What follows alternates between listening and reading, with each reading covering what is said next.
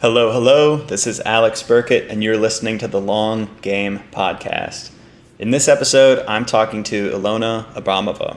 Ilona is the VP of Operations at AppSumo and is an absolute genius at email marketing and copywriting.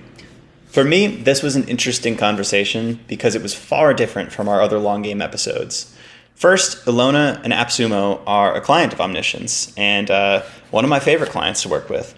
Second, Ilona is a friend and someone who shares my divergent and semi-ADD tendencies in conversation. Finally, instead of talking about content marketing or SEO or diving into Ilona's background, which we tend to do on other Long Game episodes, I thought it'd be interesting to do a live consultation. So in this episode, Ilona is going to teach me how we should be doing email marketing at Omniscient. So one note on the recording of this, there was actually so much to discuss that we split this into two separate recordings. So we actually rescheduled a second session for later the next week, but it's spliced together in a way that feels totally continuous. So if you're listening through, it's sort of barely noticeable, but we catch up in two parts. So it's a beefy one. There's a lot of material here, but just note that. So if you're building an email marketing program from scratch, or if you're revamping it for more ROI, you'll find this episode useful. But I also think it's just a fun exploration of ideas and sort of a brainstorm that touches upon email marketing best practices and general marketing best practices, honestly, and some rants as well, that anybody can use to increase the effectiveness of the program and honestly just how you think about content, email, and kind of the synergy between those. So I would look at this as a masterclass on email, but also as a pretty neat look behind the curtains at what it's like getting consulted from an email marketing master. So without further ado, here is my conversation with Ilona.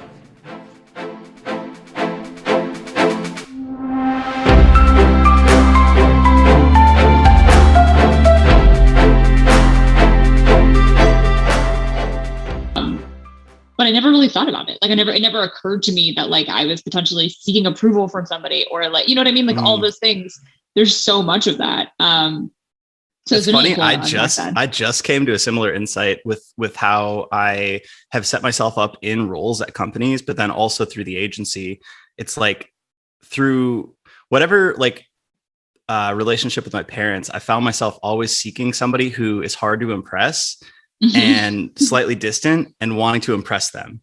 Essentially like putting myself in those positions where I always have to like ratchet it up and like kind of stretch myself in order to like get that validation.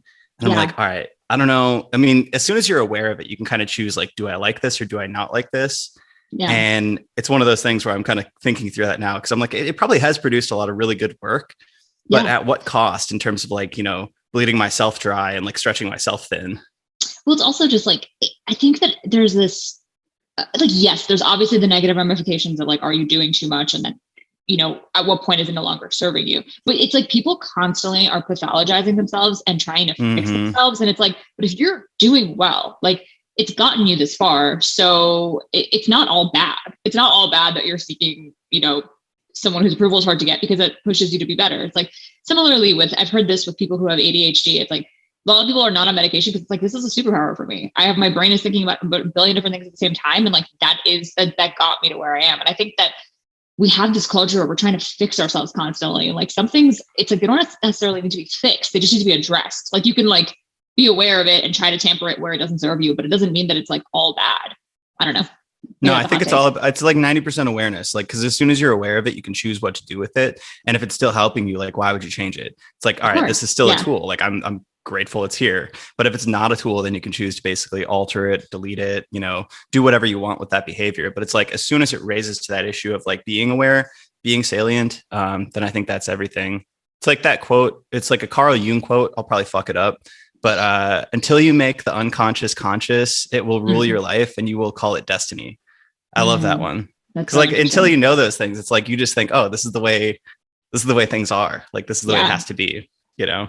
But it's also, I think, you know what I find really fascinating is that I find that when you're a child and you think whatever you have in your house is just normal, like it's like up until a certain age, until you start seeing other people's families and stuff. And then you're like, oh, okay, no, maybe this isn't normal. But like you take everything as like this is what life is like for people, and it's those things where it's like, how much of that are you kind of just like subconsciously doing where you're like, yeah, everyone does this way, or everyone, it's like, that's just normal. And then it's only when you start realizing it's like, oh, actually this is maybe divergent. Like this is maybe not the norm, and it's not, it's not healthy what I'm doing. I think that stuff is so interesting because you as a kid inherently can't understand those things. And so you're kind of a kid for a long time as you're trying to piece together like what is normal and what isn't. Yeah. It's like seeing things done in a different way proves to you that it can be done in a different way. Right. Exactly. Yeah. Should we talk about email marketing? Okay. We should just do a psychology podcast because that would be way more fun. I think no matter what kind of podcast we do, it's going to turn into that. So it's, let's just roll with it. And we're obviously going to be divergent as is the norm. So let's talk about Costa Rica later too. Okay. So I want to get some like more details on that, but all right. So let's go with the email stuff. So basically the context of this conversation, you're an email marketing expert. I'm an email marketing noob. We're doing email marketing at Omniscient, even though we wouldn't consider it email marketing. In fact, I was talking to David about like doing this podcast, and I'm like, hey, what if instead of the normal long game thing where we do like a long form interview and it's divergent and we talk about all kinds of issues, what if I ask Ilona kind of like to consult us in our own practices in how we're doing email? And David's like, I don't know, should we invest in email marketing? Like, I think we already are. So one question to start is how you define email marketing, because it seems like everybody's doing it, but they wouldn't say they're doing email marketing. Like what falls under the email marketing umbrella? There's like SDR type stuff. There's lead nurturing. Like there's so many things that could be construed as email. Yeah, I would say that if you're sending an email with the goal of making a sale or telling a potential customer or client about something, you're engaging in email marketing.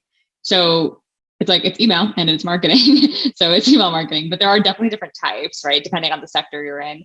I think most people when they're thinking about email marketing are thinking about e-commerce, but that's definitely just a niche of the entire funnel. But a lot of the principles are going to be the same regardless of what you're selling. So if you learn kind of like the basics of how to talk to people and how to convey your messaging and when to talk to them, you can improve your conversions from email regardless of what it is that you're selling. Okay. So I don't think of it. I guess I do a little bit with e-commerce because you get like cart abandonment emails and kind of automated triggered emails. I think of it with B2B in terms of like at CXL, we ran like a newsletter. We would send like, I think 1 or 2 emails per week. And I consider that like our email marketing.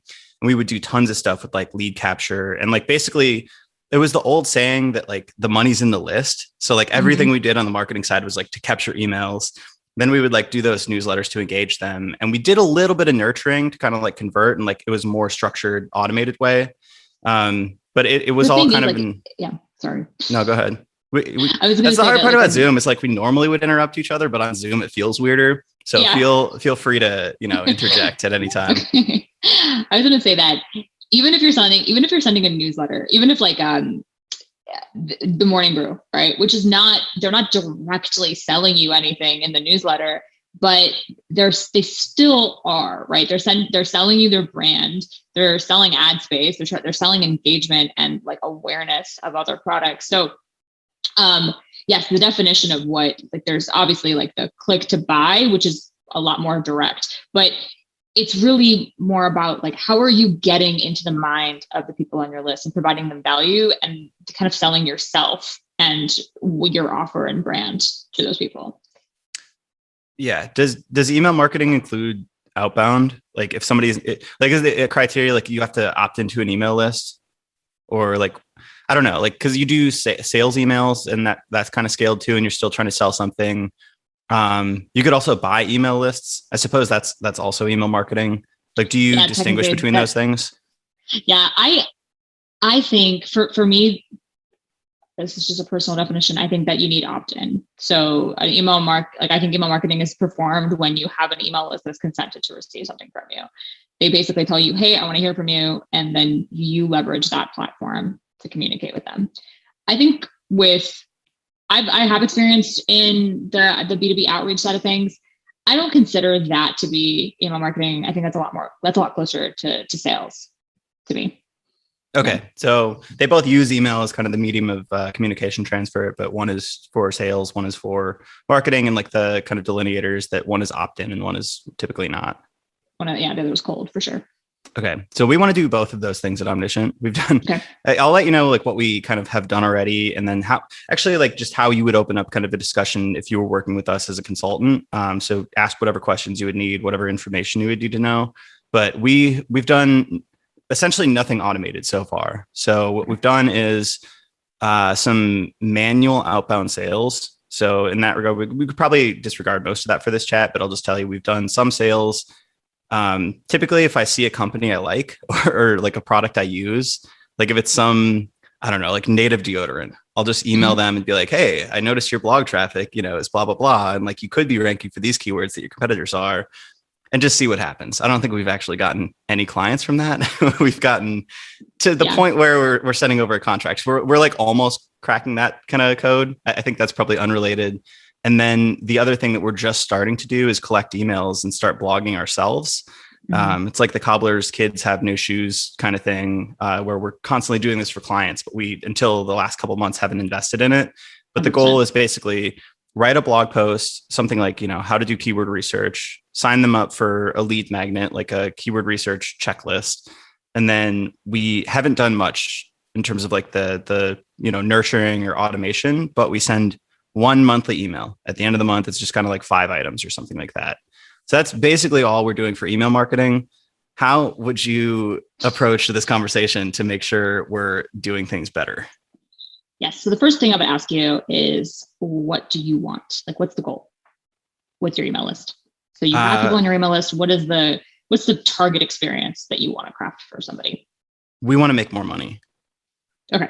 And so do you have bandwidth to take on, like, how many more clients do you want? Right. Like, because I think there's also, with an agency, there's also that the function of scaling means you also have to do more work. So how many like slots do you guys want to fill? I think it would be unlikely that we invest in email to the point that we're like overbooked, but because we can hire pretty quickly. I think we could probably take on at this moment 3 or 4 clients without going completely insane, and then we would have to hire somebody else internally to basically scale up, and that would probably include another 4 to 5.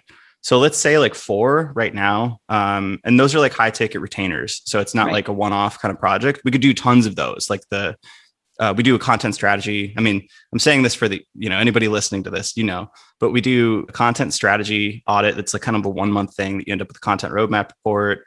And then we do ongoing services like link building, content promotion, and content production. So we could do like probably fucking 20 or 30 of those content strategy audits. But the production requires obviously writers and coordination and account management and all that stuff. So yeah, 4 to 5, handful of clients, basically.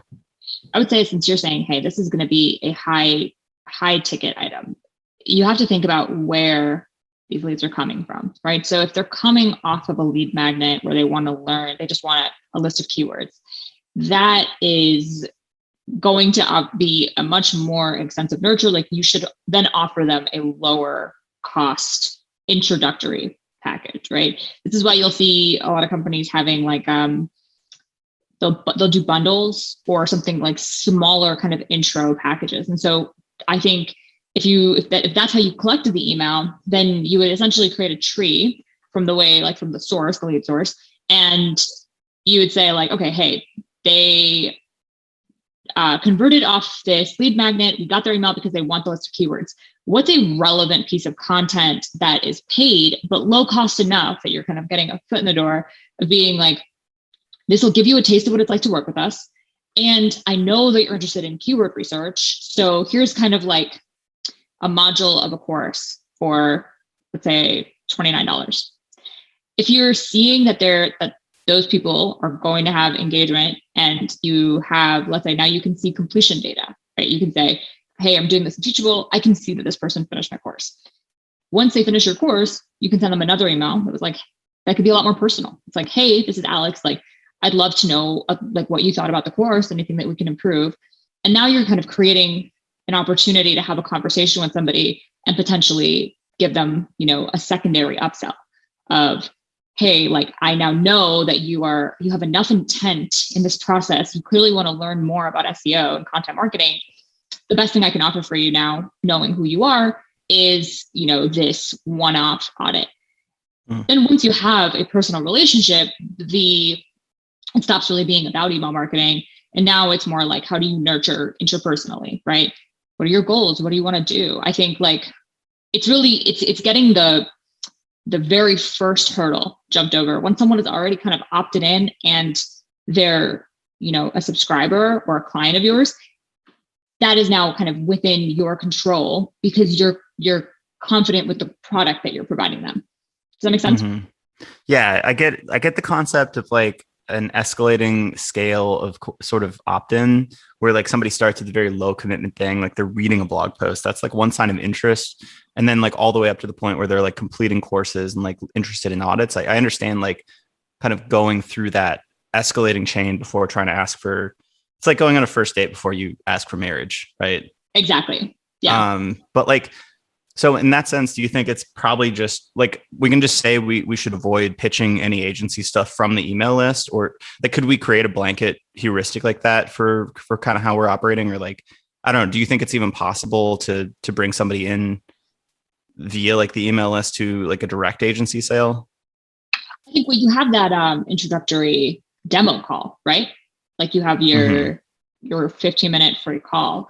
Like that is essentially a similar concept, right? You're asking somebody, it's like a mini consult kind of. Exactly. Like this is, you'll get an idea of who we are by speaking with us directly.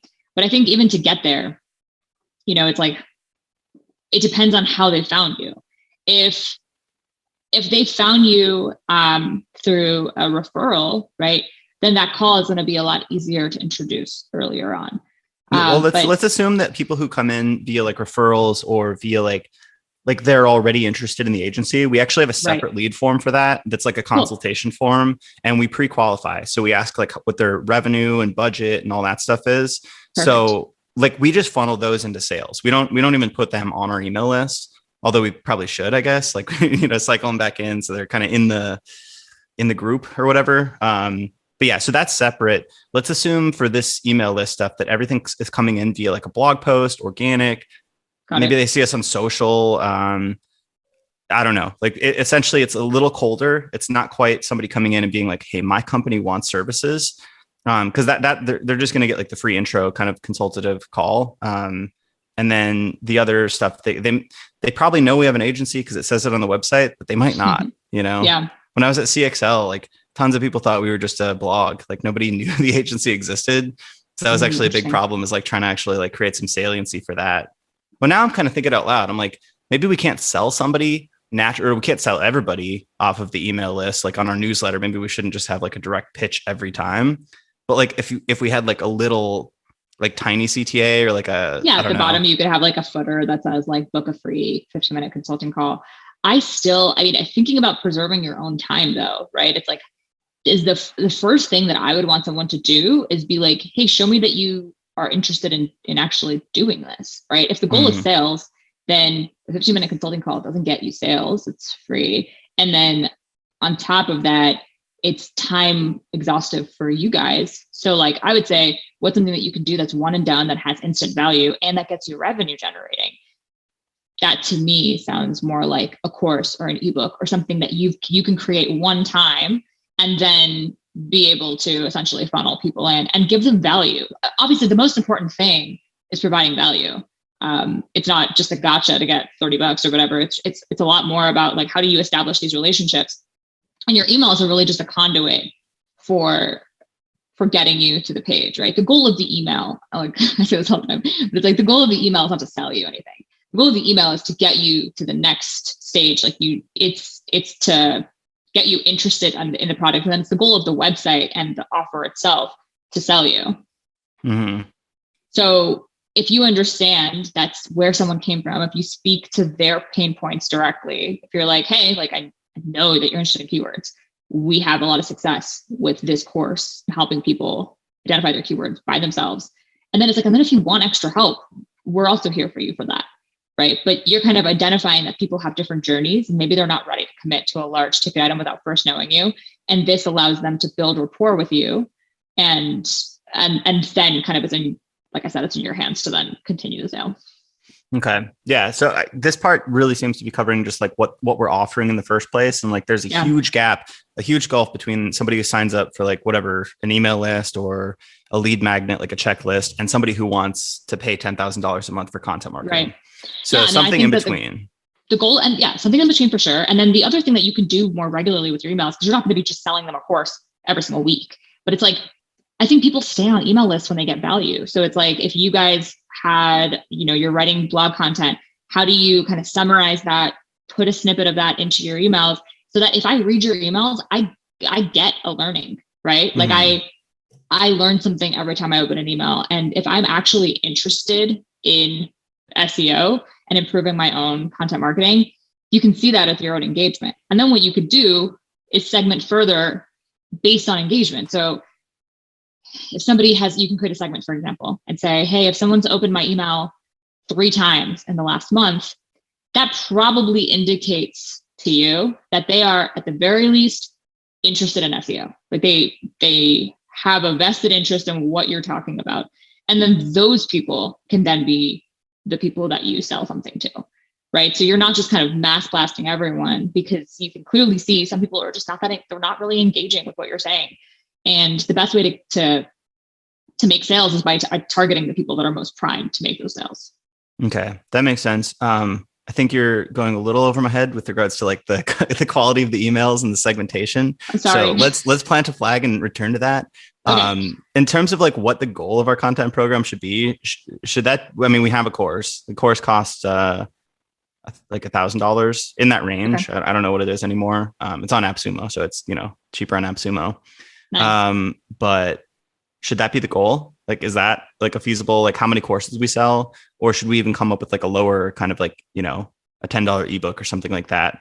Like, because I think like it would be hard to goal ourselves, like how many people convert to the agency from the email list. It just seems unreasonable. So, and I like to be quantitative. I like to, have that, like, how many email subscribers do we have? How many readers do we have? And how many like conversions, however we're defining that do we have? Is the conversion to the course? Yes, I would say the conversion should probably be to the course. That being said, $1,000 is still a pretty big leap. Yeah. I mean, just think about yourself, right? Like, let's say you're on an email list. Like, who is an email? Like, do you have an email list that you like, a newsletter that you like? Yeah, I have a bunch of them. Like, let's say Brian Dean, because I think he's in a similar niche. Okay, so if every week you're reading Brian Dean's newsletter and you're like, hey, I'm actually learning a lot from this guy, but I'm not paying for it, right? Like, it's a free newsletter. So you're getting kind of quality information for free, which you should be providing, by the way. Like, I think that's really important for an email list. But then how do you then make the leap to be like, hey, I want to learn more about link building? The very first thing you buy, like, I don't know about you, but I would have a bit of like am I really gonna get $1,000 worth of value from this? Right. Yeah. And so I think if you have something even smaller than that, like even if you can do your first, I think a lot of people do this, you'll see that with giving out modules for free, right? If you can even do like a miniature course, that's just like that then perfectly moves into the larger course. At that point, you're already kind of priming people, and they know what to expect, and they're not going to have the same sticker shock. Are you paying? Are you charging for the mini course, or is that like a free lead magnet? I would probably charge. People have more skin in the game when they pay for something, so I'd probably charge a lower price. But like, think about Ramit Sethi, right? His courses are thousands of dollars, $500,000, $600,000. His book is $10, right? The majority of the people that find out about him from I Will Teach You to Be Rich, the book, and that's a much lower entry point. They know the basics, and there's a lot more people paying for that.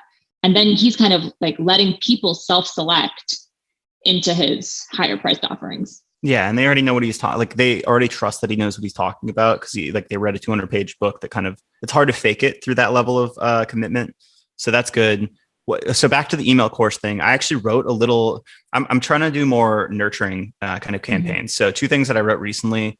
during my unemployed week is one, I wrote a nurturing sequence in general. So I don't know if I have that up, but it's like 6 emails or something. So let's maybe plant a flag in the actual construction of this and just say like, I have this.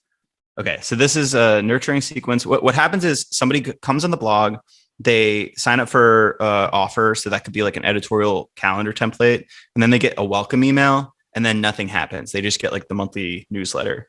So what does the welcome email say? Can I just stop you really quick? What's the TTA in the welcome email? I have no idea. I didn't write any of them. Okay, cool. That was Allie and David. For whoever made the offer basically writes that. So actually that's a good point, is maybe we should audit those. Why? Is there something that you would put on welcome emails that like maybe we forgot, like a best practice? Or I mean, the point of a welcome email is to get you excited, right? You're like, I entered this welcome email. It's like, you should get something, right? Either it's, like a reinforcement of why you joined this list of like, hey, like, wait, so they get what they downloaded though. Does it have to be more than that, or is they get what they downloaded in the email, right? Yeah. So, it'll be like a PDF, or if it's an ebook, or like an editorial calendar template via like a spreadsheet or something like that. But then like the way that it's delivered, right? It should also say like, hi, welcome to this community. This is who we are. The fact that people don't know you're an agency, they could know that in a welcome email, right? So like, you provide them with the thing that they came here for, but also take a moment to credential yourself. Say, hey, like, this is the Omniscient team. You can even have that be like a plain text email from your team. Doesn't have to be anything like, there's no bells and whistles. Doesn't have to be that way, but just more like, hey, we're people. We like, our passion in life or whatever is to help people kind of connect with their audience. Like, enjoy this. Please reach out to us if you have any questions. That kind of humanizes your brand and also sets the context of like, now I'm part of this community, as opposed to this, just a pure transaction. Get email, receive PDF, right? There's like, you're not kind of creating a relationship. Yeah. Could we look at this like an analogy could be like the about page on a website? Like, it's kind of like a quick interest capture to show like, hey, we're real humans behind this company. Here's what we believe. Here's what we do. Here's like maybe some top content or something like that. Is that like the frame with which we should look at the welcome email, in addition to obviously just giving the PDF or whatever they were promised?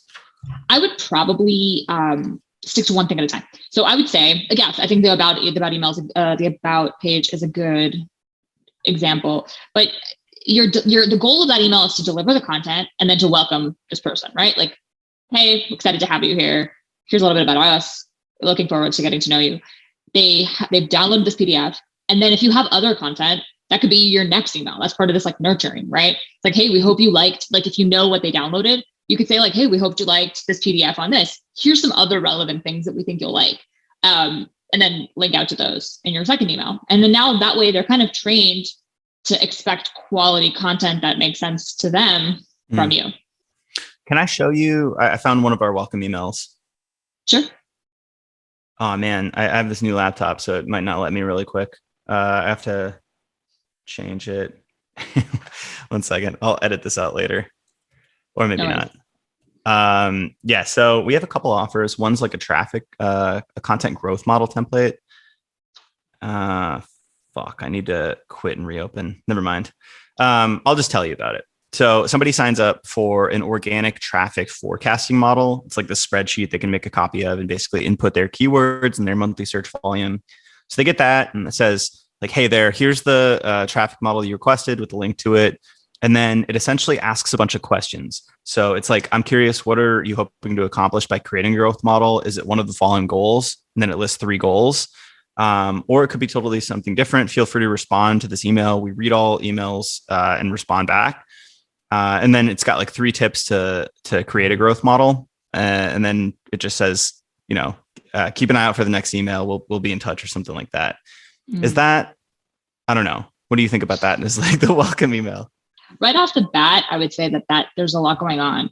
Like, so you want them to like click the link and then also answer you and then also read like these tips, right? So you're kind of asking them to do a lot of things at once. And the most successful emails have clear calls to action. What do you want? You want me to do? Like, here's what you want them to do in that email is just to download the PDF, right? So I'm just saying, like, I think this is the first, like, if you can, I don't want to get too technical, but if you know this is the first time that they've gotten something from you, it could be a lot more like, hey, really excited to have you. Like, here at Omniscient, like, we love, like, our goal is to provide you with great content. Here's the first one of that. Here's the forecasting. And then just leave it at the strip PDF, all the right? other stuff out of the first email. From this first email. Yeah. I would say show some personality, be like style and writing, but don't make it overly complicated in like a huge email.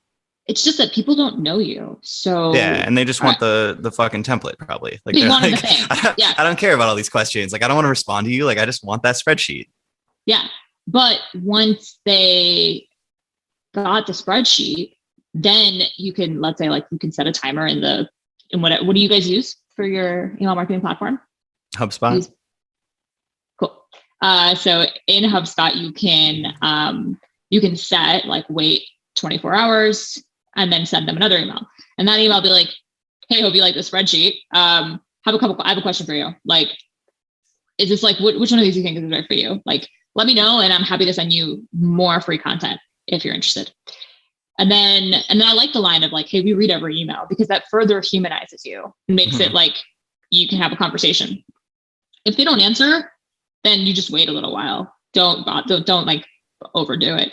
But then if there's something else that's related to that forecasting, right, that you think there's another 11 piece of content, you can slide into that inbox a week later and be like, hey, here's another piece of content since you downloaded this forecasting thing. Like, we think you'd like this.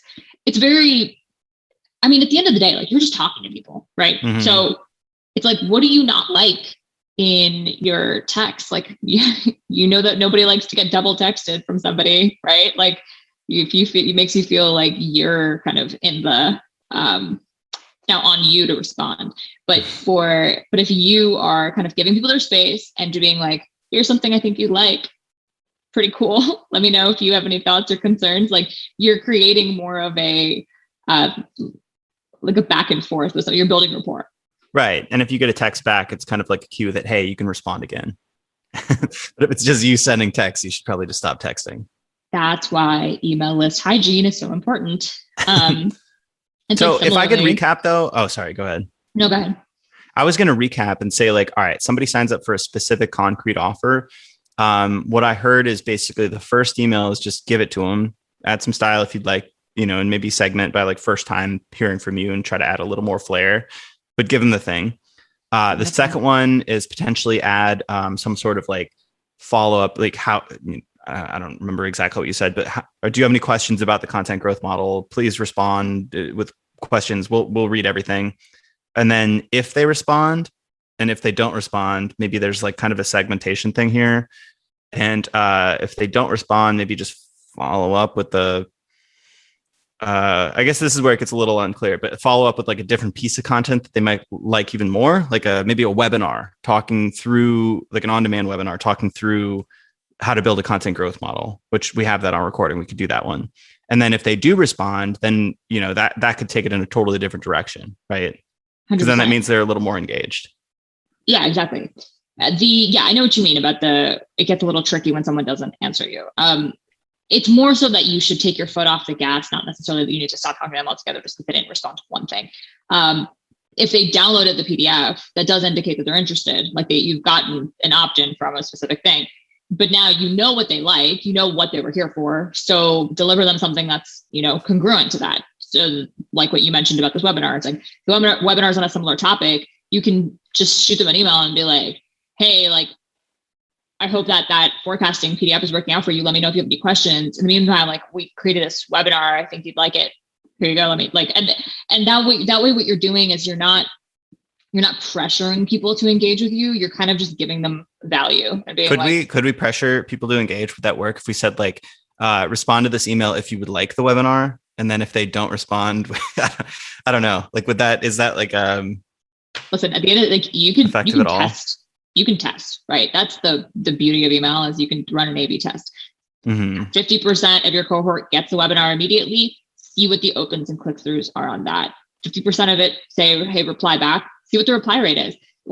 Because people are different, it's not like a one size fits all works for everybody. If you're finding that people are responding to you, you can move over to that. My gut would probably say that creates more friction, but yeah, probably I would want to test that and see. Okay, so that's interesting. All right, so this is sort of the rocket ship taking off out of the stratosphere. It's like basically the first point of contact and like kind of getting towards the point where we could potentially pitch them something. But we're not going to go deep into like a sales pitch, at least in the first 2 or 3 emails, it seems like. Yeah, I wouldn't. To the course even. We want to make sure that they seem engaged and interested first and like kind of know and respect and trust us, especially if it's like $1,000 course. Maybe it would be different if we had like a $10 or $100 email course, which I'll tell you about in a second, because I think we actually have something like that. But I wrote a nurturing sequence that is pretty salesy. I think it's my direct response kind of conversion optimization in me. It's hard for me to write without pushing something, because I don't know, just think every email should make money or something. So it's 6 emails long, and it starts out as being sort of diagnostic. I tried to follow like the what's the framework? ADA, awareness, interest, desire, and action. Mm-hmm. So what we're selling is content strategy. That's like our bread and butter as an agency. We have a good kind of portfolio framework, the barbell strategy. We typically can work with companies of all sizes because we can balance that framework in an interesting way. Whereas many agencies, they'll either be really high end, which like only enterprise companies can afford and get ROI from, or there's like the lower end where they're basically hiring writers for like $50 an article, and it's just really shitty content, and that works for nobody. But we basically have a model that's pretty flexible there, and it's like based on strategy, right? So we go in and audit and do a SWOT analysis and all that stuff. So, and the course is also all about content strategy. So it's really aligned there. So I figure, all right, I'm going to start out, and the subject line is, here's what kills most content programs. And it's just kind of an educational email, complete with the esoteric flair of my own kind of like philosophical interests. So I say, 62% of marketers say their content strategy is good or excellent, but that's only because most don't know any better. It's like Plato's cave for marketers. They think what they're doing is great, but they're really just watching shadows dancing on the walls. And then I kind of go in and say like, all right, there's going to be a point where your traffic plateaus. This isn't because you're not writing good content. This isn't because you're not doing content promotion, like, gurus will tell you. It's because you don't have a smart content strategy.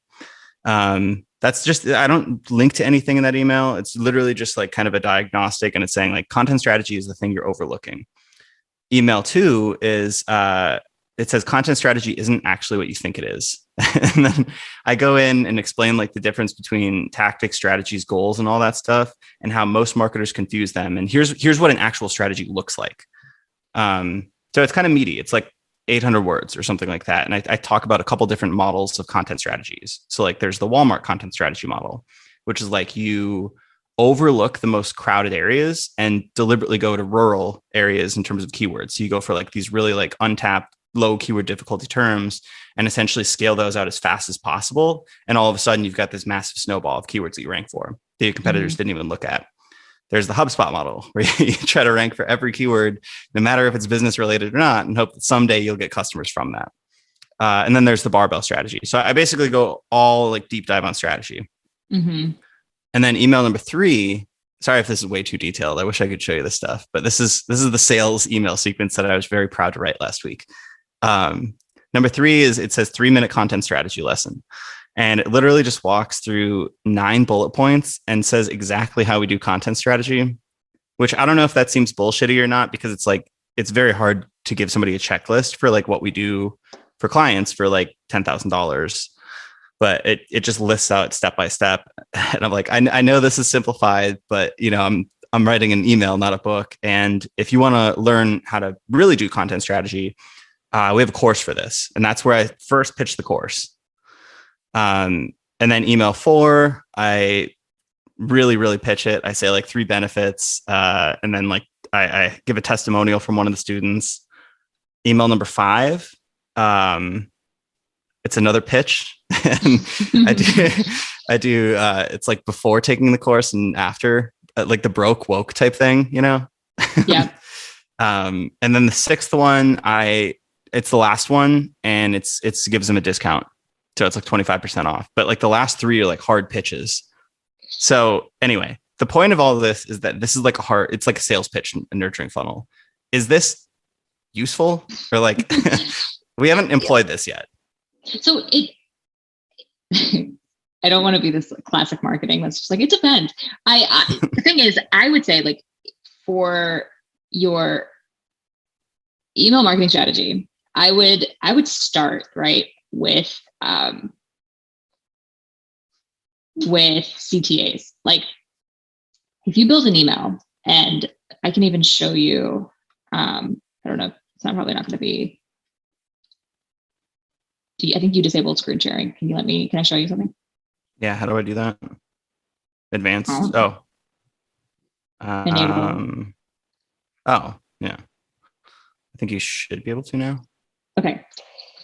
So this is an agency that runs rebrands, right? So they run like your content strategy and then they help you rebrand.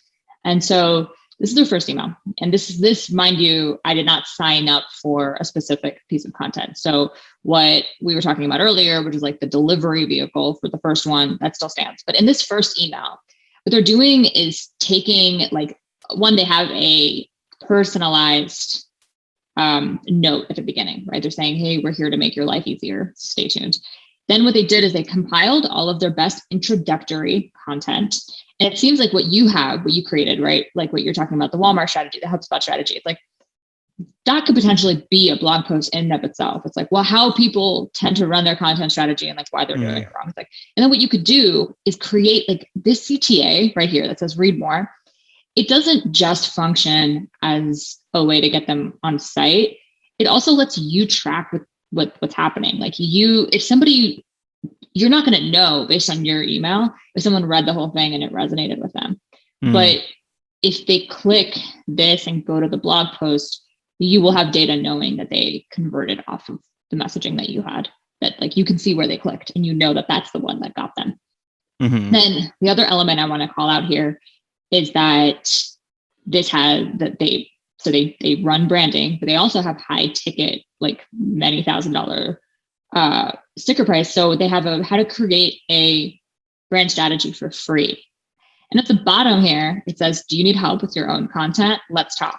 And so that's what I was talking about. That's like the little subtle thing at the bottom that most people probably will never even see. And the ones that do, then like maybe we can sell the agency through that. Exactly. But then the other thing is, so let's say you click through on, this is old, but let's say you click through on this, how to create a brand strategy, right? Then the next email that this person gets, you can essentially somehow tag this user. Like you can say, if they clicked on this link, send them a different email than the other people. Because let's say this link is the one that you've identified as kind of your highest intent, because they clearly want to build a brand strategy. So then this person can get kind of a more aggressive next email, right? Than the other people who are clearly more like fence sitters about like what they're interested in doing. And those people, you can just keep giving them more content. You can be like, hey, how about this? And then they just need a little bit more nurture than someone else might. So this is personalization. It's like a choose your own adventure, but like, exactly. Would you recommend like deliberately choosing, let's say, cause they had 3 links to articles there. Would you choose 3 links that sort of like imply 3 different intent stages? So one could be, I don't know what the top intent would be. It would be maybe how to create a content strategy, or I don't know, like the most high intent one. And that's the one that gets that sales sequence from the nurturing sequence that I just kind of read to you. And then the other 2 are lighter ones. It's like, or maybe it could even be like persona based, maybe because we have a couple of pieces that are like how to work with writers, which would kind of imply that you're like a managing editor or like a content marketing manager or something like that. But forget the specifics. You're saying that like you can do this and like basically that tells you something about the person who clicked on that link. 100%. That's kind of, I think, the beauty of email marketing is that you can craft pathways for people and understand who they are based on what is resonating with them, right? So like where they click will now inform what they're interested in. It tells you who they are, and that's kind of like what the point of segmentation and personalization is. It's like based on who they are, you can deliver them better experiences you're also ensuring a higher conversion rate because kind of like, I know, for example, that like what you would be interested in because I know you as a person, but like similarly through your emails, you can also kind of create the right experience for them. Mm-hmm. I think this is probably the right way to do things. I always struggle because we have a small email list now, and it's like, is the marginal effort required to do this worth the marginal utility of doing so? And it seems like it is, because we probably learn something from the audience too, and like about our audience, like that would probably be worth it enough.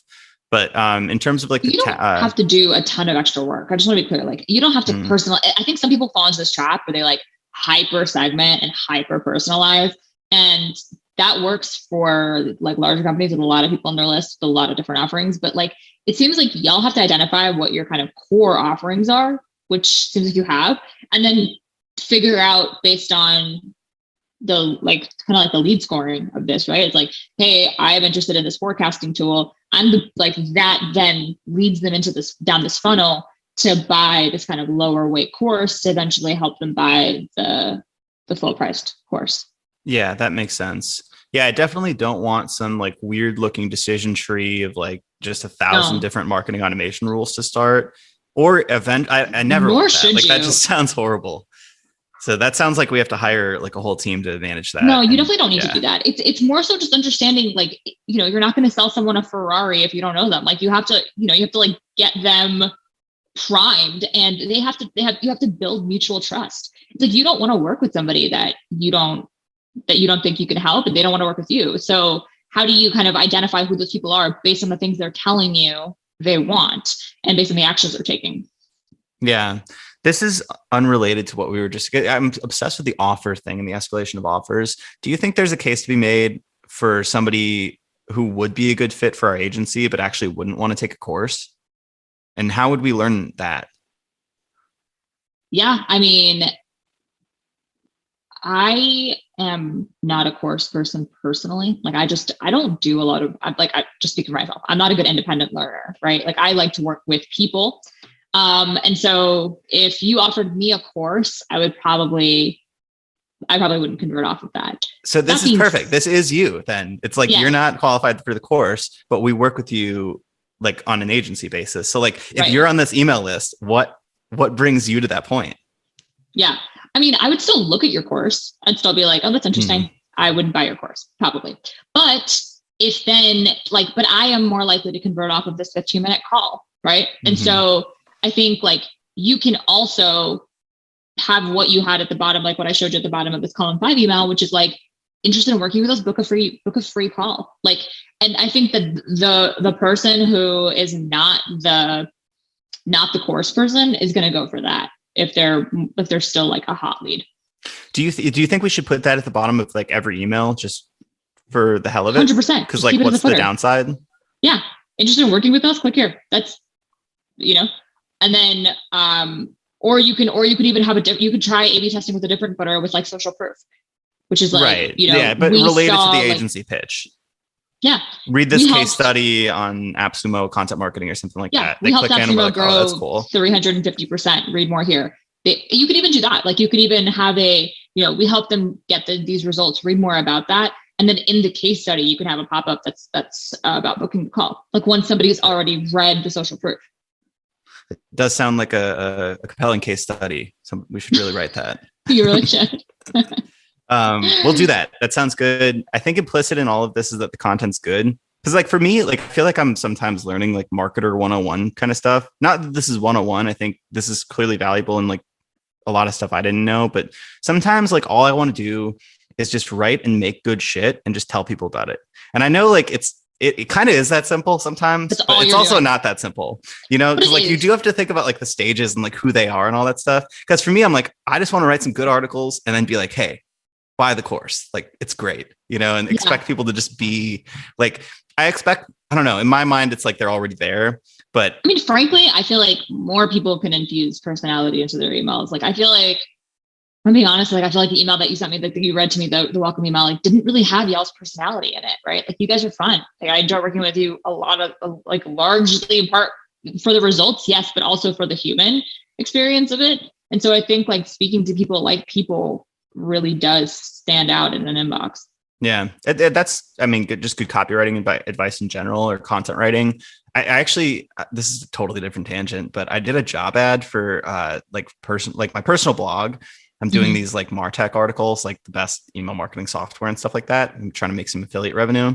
So I put a pro blogger job post out, and I wasn't thinking about it much. I'm just like, all right, I always do kind of brown M&M's clauses, which is like kind of detail oriented selection filters. So like use this exact subject line, say your favorite album of all time, which is also a good one because I got this whole playlist of like great albums now. So I did all that stuff, but then like the actual job description was just really informally written. Like, I think I used the word shit in it. And it was just like me talking. Like, there was no filter. I didn't edit it at all. And the responses I got were amazing. Like, they were entertaining. People opened up. Like, it was like, oh, I'm so glad. Like, this isn't like a formal job listing. And like, they actually like, it felt more honest from them too. And I was like, 100%. We should do this with everything. Like, just like be ourselves. Well, that's just a classic, like mom giving a preteen advice and just like be yourself. But it's true, right? Like the thing is, I think people, when they're first starting out with an agency, is like, you don't get to be that selective, right? You're like trying to build up a client base, but then, and you want to make sure that you're like professional and buttoned up and people trust you, right? But it's like, but then you'll notice that as soon as people start getting successful, they kind of become more informal, right? And like that, because people resonate with that informality. Like they resonate with people. They don't resonate with suits. And so, especially in this kind of like this ecosystem where you're working with startups, and you're working with like small businesses, medium-sized businesses, like they want to know that they're working with people who care about them. They care about the results. And so, like I'm a big proponent of speaking to people like you're friends with them, especially if you're going to work with them one-on-one, because you want them to know who you are. You want them to trust you, because, you know, a lot of times like their website, their baby, like they have a lot of attachment to the success of it. And if they trust you as a person, and your emails and all of your marketing really is just a conduit for your voice. Like, how do you shine through and yes, offer like the social proof, and offer let the quality of the work speak for itself, but also the vessel it comes in is your personality and your brand. Yeah, this is kind of opening like a whole new topic, which is like, I feel like early in my career, I used to do that, where like I would kind of read, I don't know, like how to do things. I would try to mimic like how I thought other people, you know, were supposed to do these things, like even in job interviews. And then like, as I like grew, and it's a function of confidence, I think. Confidence in like knowing who you actually are. But it's confidence because what I realized was I'm selecting the other person just as much as they're selecting me. Yeah. So by diluting myself and acting like as other people, I'm actually like I'm not doing my job in selecting the right person to work for, the right client to work for, like all of that stuff too. So I feel like when you, I don't know, be authentic, it sounds so cheesy.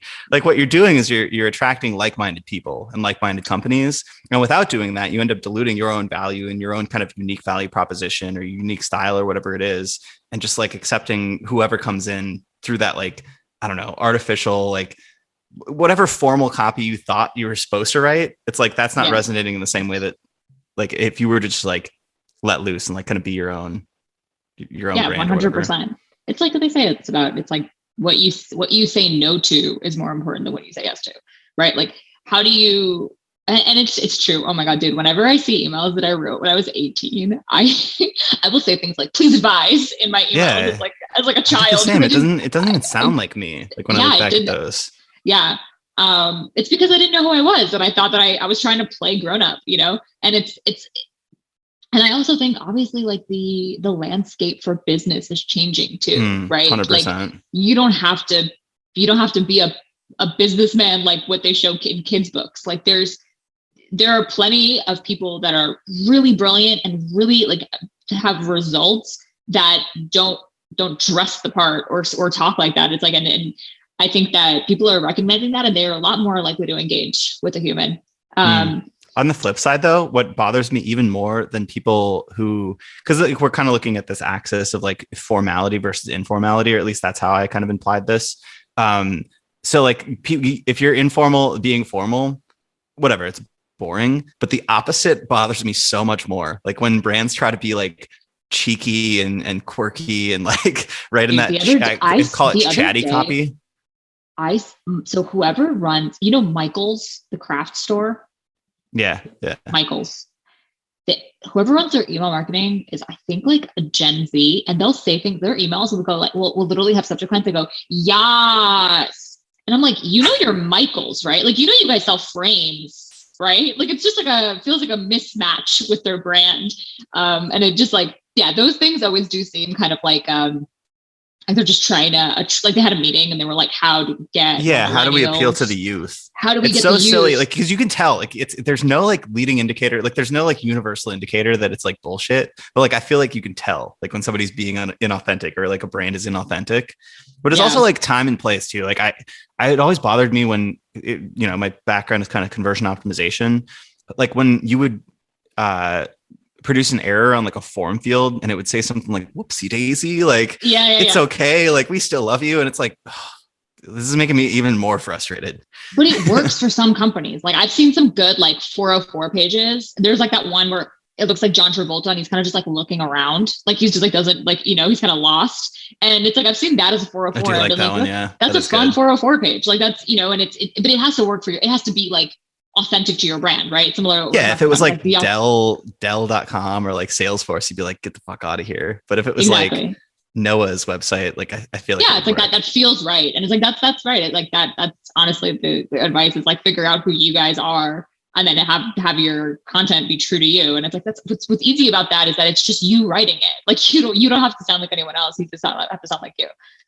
Yeah. So, all right, back to email stuff. I feel like I've learned a bunch already. We've got the offer escalation, which I'm going to tap back into now.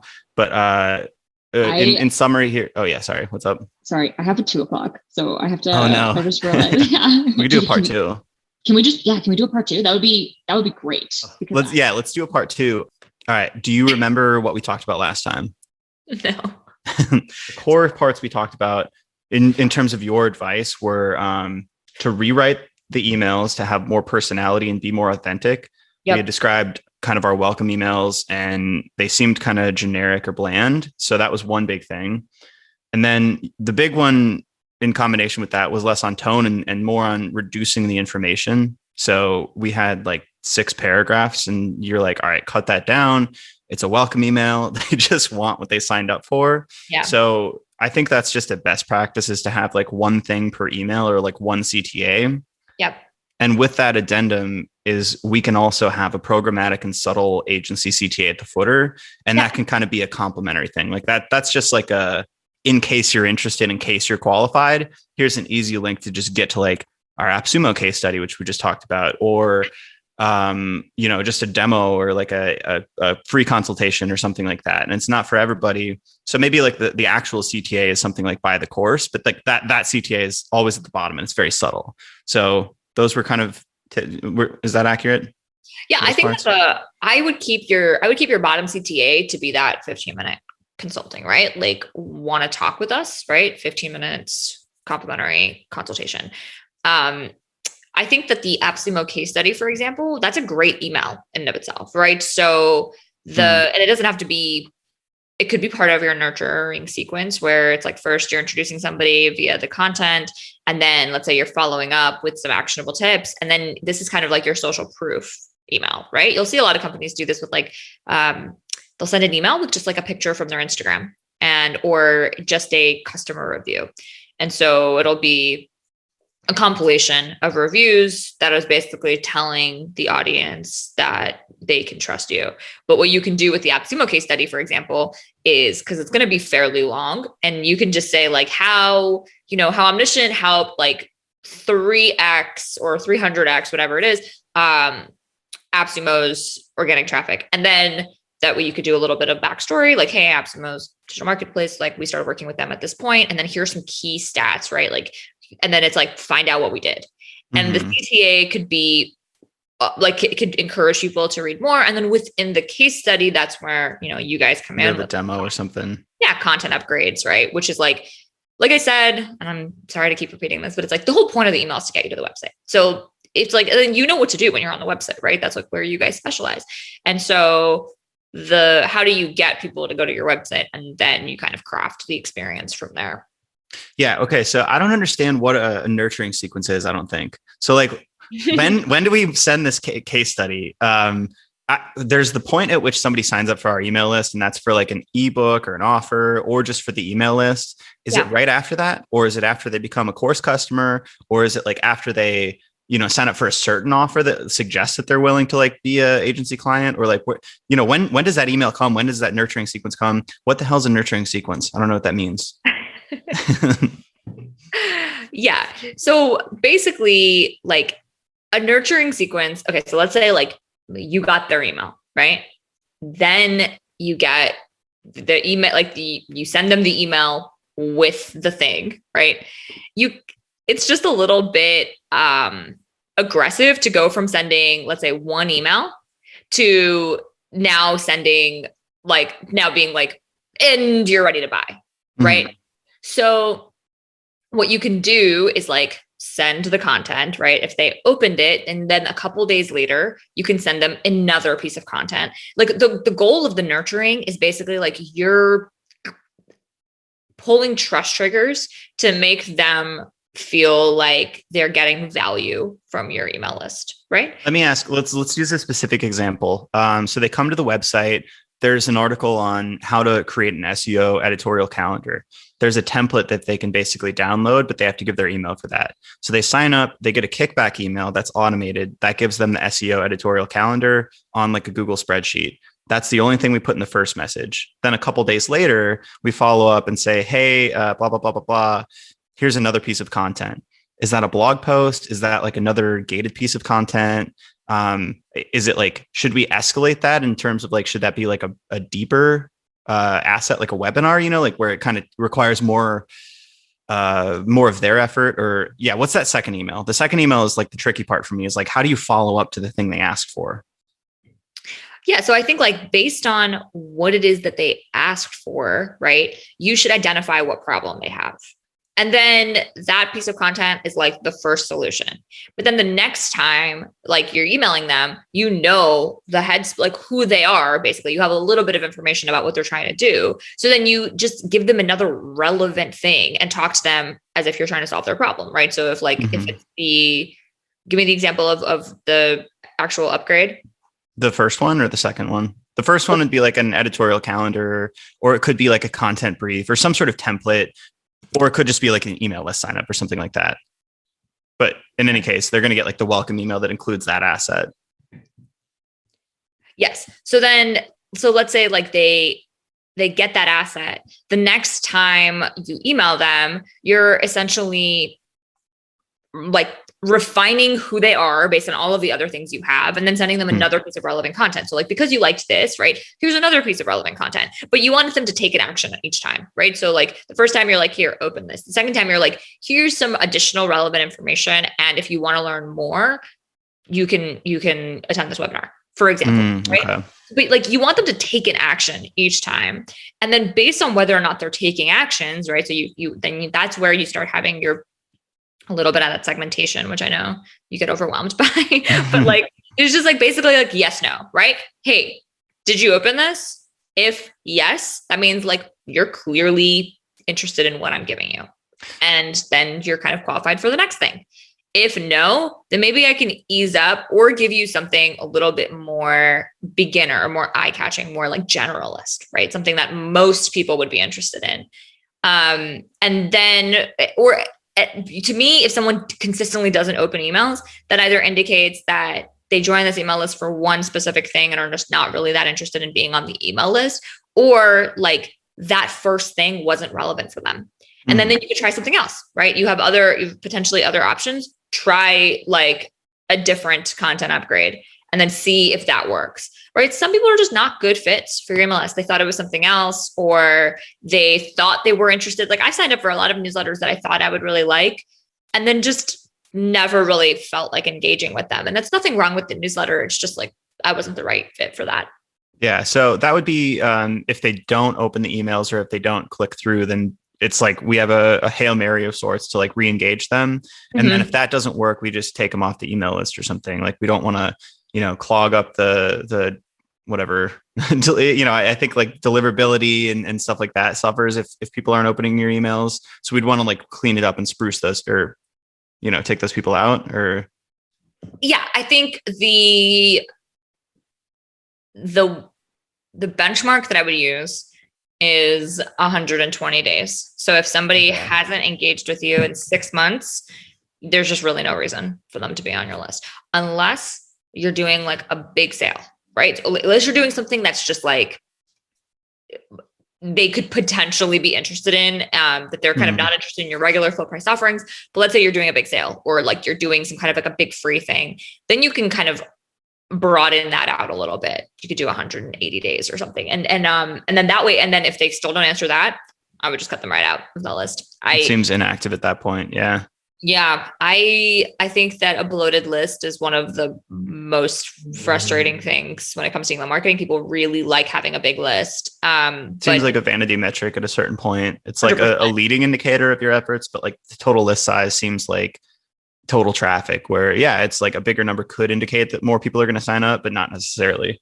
Right. And if you think about like, if we're working with an influencer, for example, their number of followers it's a leading indicator, but the most important thing is the engagement of those followers. If you have 100,000 followers and getting 100 likes on your photos, that means that like you either probably bought them or they're just not engaged. Like they're not here for your content. And so that first number only really matters if it matches up with the second.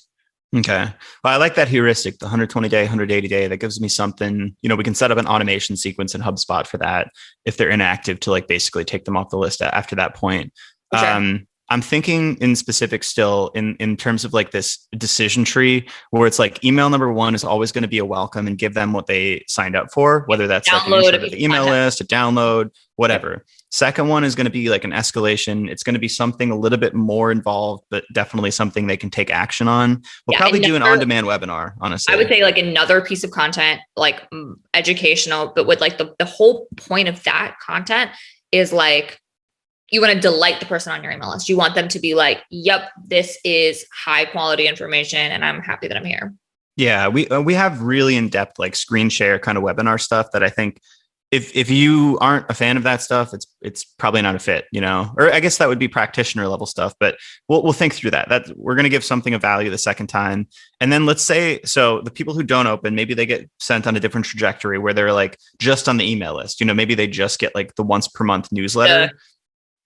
And then the second one is like the people who implicitly say yes on both of those. Yeah. Then there's the third email. Should we send like the AppSumo case study or something like that? That's a little bit more of an escalation. Yeah. Some people would say that you can go right into sales there. I would say social proof is a better tactic, because it's like you're putting like numbers to what you're saying to the content, right? So like first you're like, hey, I really like this content. This is interesting. And now you're saying, well, here's how it works for other people. And then, but in that AppSumo case study within the actual website is when you should have the kind of upgrades to be like interested in doing this, like work with us. Right. And then that way you can have a little bit more of I would say a little bit more aggressive an approach of like now they're interested in potentially becoming customers. And then from there, that's where I think more of like your outbound engine can start taking place. So if somebody has been like interested in all three of those and like downloading,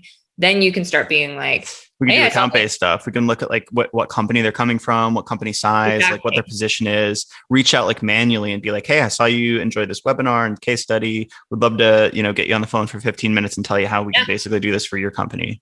Exactly. But that shouldn't be automated. It seems like, at least not now. It seems like that would be technically pretty hard to automate, because you'd have to like pull in the information from like, I don't know, Zoom Info or Clearbit or something like that, and then set up like triggers. And it seems like for now with our email list size, it's like, just look at the people who say yes on all those three and like send a manual email if it fits kind of our MQL criteria. It's a size thing. So like at a certain point, it might just become unreasonable for you guys to do that for every person.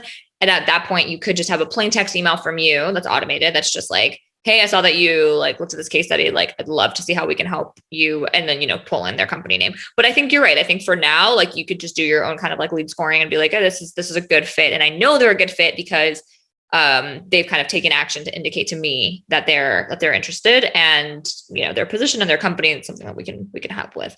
And then that's an important time for you to sound like a real person, which I know that you know how to do. But I think so many of those emails get ignored, even if I've like been engaging with your stuff. And I feel like I've read a lot of like HubSpot articles, but then all of the outbound emails felt like salesy. And so I don't really respond to those.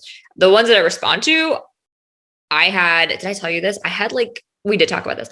I had the best like SDR experience. Mm-hmm. And it was like, they put effort in, they actually knew, they like looked up how to say my name, and they like did a little bit of research of the company and saw that I was usually promoted, and like noted all of those things in like a way that didn't feel like they were plug and play, like mail merging information, How do they look up how to say your name? They just did like a how to pronounce. Yeah. Oh, that's cool. He sent me a video. It was just like, hey, Ilona. He's like, I really hope I didn't butcher that. I spent a lot of time looking that up, which I don't know why we spent a lot of time, but it was like those kinds of. It sounded personalized. It sounded like he put the attention to detail into it that signified, hey, this is not just like a mass blast email. Exactly. Nothing worse than like, I was looking at your website and saw this piece of, it's like it feels like, well, I'm not going to respond to this because you didn't even put any time into this email, There was one, I guess I can share this. My friend Louise got an email from HubSpot when I was working at HubSpot. This is the first couple months, and it was completely cold. So I don't think he had signed up for any list. And it was like, dear sir or madam. Yeah. It legit said that. And he forwarded to me. He's like, is this real? I'm like, yeah. Oh my God. Yeah. So I had to like forward that. And I'm like, hey, this is not cool, Yeah, 100%. I think the most effective, from a company, you can get away with obviously having your own like brand voice, and you could have a more like stylized email that doesn't look like it's sent to you personally. No one thinks that you're like out here designing HTML emails to send to you personally. But when you start switching over into having more of like a conversational tone where you're doing more like, B2C, like you're talking to people, then it's definitely like does not bode well in your favor to sound like a robot. Nobody. Yeah, we'll be fine with that. I think we're pretty good at like manual one-to-one sales. So like, I'm not worried about that. It's just, we're going to have to come up with criteria and basically set up triggers to like alert us when somebody goes through those 3 escalating steps of like basically, implicit interest in those email flows. Beyond the sales question, because I know it's like difficult to sell somebody to an agency contract from an email list. Mm-hmm. We talked about the course. The course is about $1,000. We might be able to, do a smaller offer, like a book or like a email course or something like that for like 10 to 100.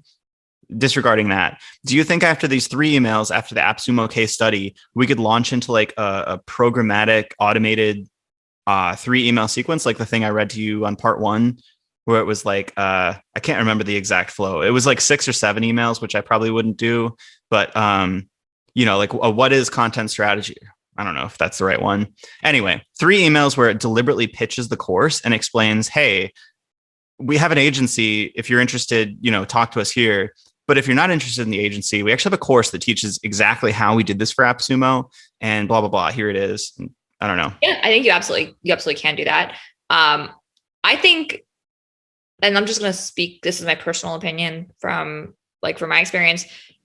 I think that it's better to give out free information. So like, let's say you take the first module of your course, which is, let's say like the SWOT analysis, and you just send an email and you're like, how to basically like know who your competitors are, right? That's the subject line. And then you just kind of walk through really basic stuff. It's like, hey, like this is the framework. And then it's like, and if you're interested in learning more about this and building on these tactics, like we have this course and then just pitching it, but giving something in the email. Like, I think that's oftentimes super salesy emails don't give you anything. And so you think that you have to buy it to get something, but you don't know what you want to buy until you try it. Right. So that's like why free trials are so popular, because people want to be able to actually play around and touch and feel the thing.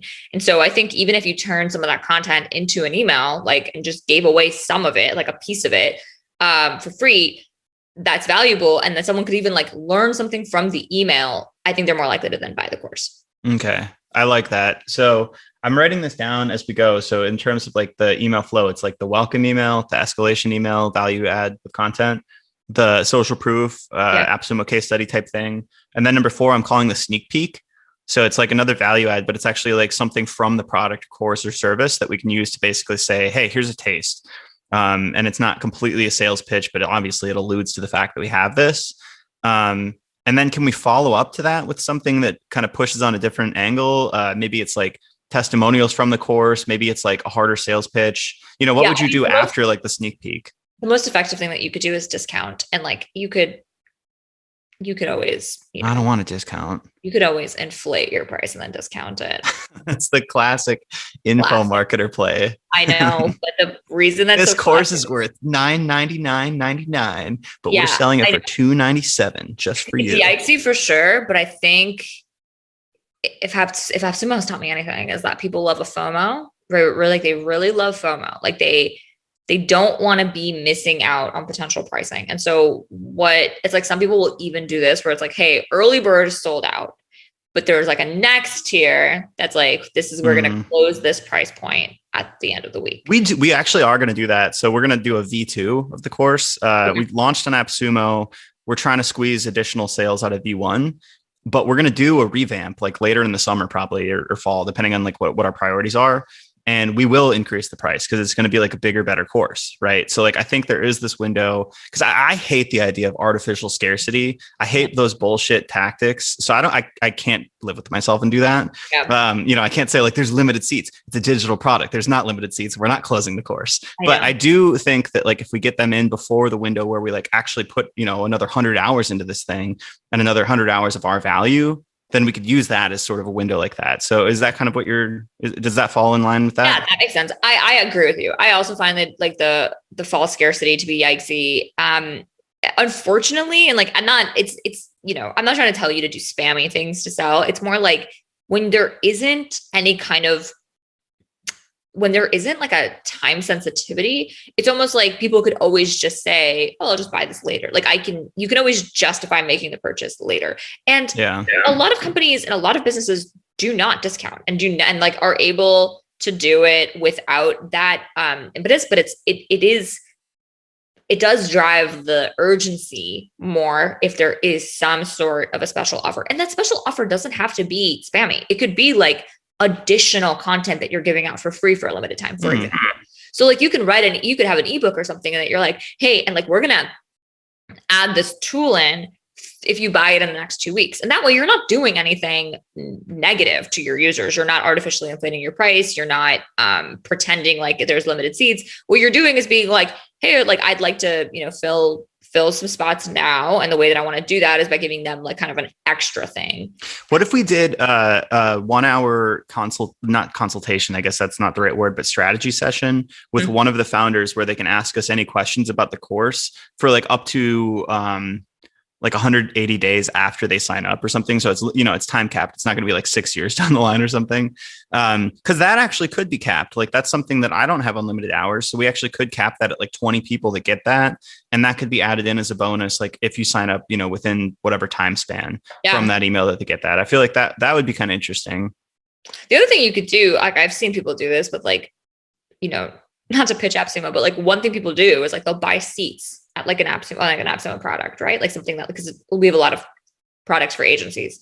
And so you'll buy kind of like client facing seats, and then you can give out seats to certain software as part of your course. So let's say like there's content marketing, like Ahrefs or something, Ahrefs, Rank Math, whatever you use. You could also just be like, hey, and if you join now, we'll also give you access to the software for free. And that way you're kind of like accelerating their own progress by boosting what they're able to do with your course. All right. That's fucking genius. I love that. So I'm calling this step value add / urgency. And I wrote down, that's actually a brilliant idea, buying seats from a software product. Because we do in the course, we actually use Ahrefs and ClearScope and a couple others to illustrate the lessons because they're our favorite tools. That's what we use. We give recommendations for free tools if they want to use them, but really like your best case is using like the, best in breed industry tools. So I actually feel like that would be a really cool value add, is buying like 20 or 30 seats. And, we're friends with the Ahrefs people, the ClearScope people. Maybe we could even get a discount or something on those like bulk seats. And then that would be a time or like a limitation. Like that would actually be like a physical limitation on how many seats we could sell. And the limitation is positive as opposed to. Yeah. It's like we're giving hundreds, if not thousands of dollars in value for sure. Yeah, exactly. Yeah. Yeah. If you look at like, I don't know if you follow ButcherBox or whatever, like what they do is like have a rotating, like they'll do like free ground beef for life. Ground beef for life. Yeah. I actually have that. That's my, I have that too, but they have bacon. They've done like free bacon for life or whatever. And it's like, that's like, the box never gets discounted, right? They never lower their prices. What they do is like, they have like additional inventory and they're essentially they're making you feel like you've just won something for free, even though most likely they bake that into the price for sure. Right? That is interesting because it did feel like that too. I'm like, oh wow, ground beef for life. That's You're like, cool.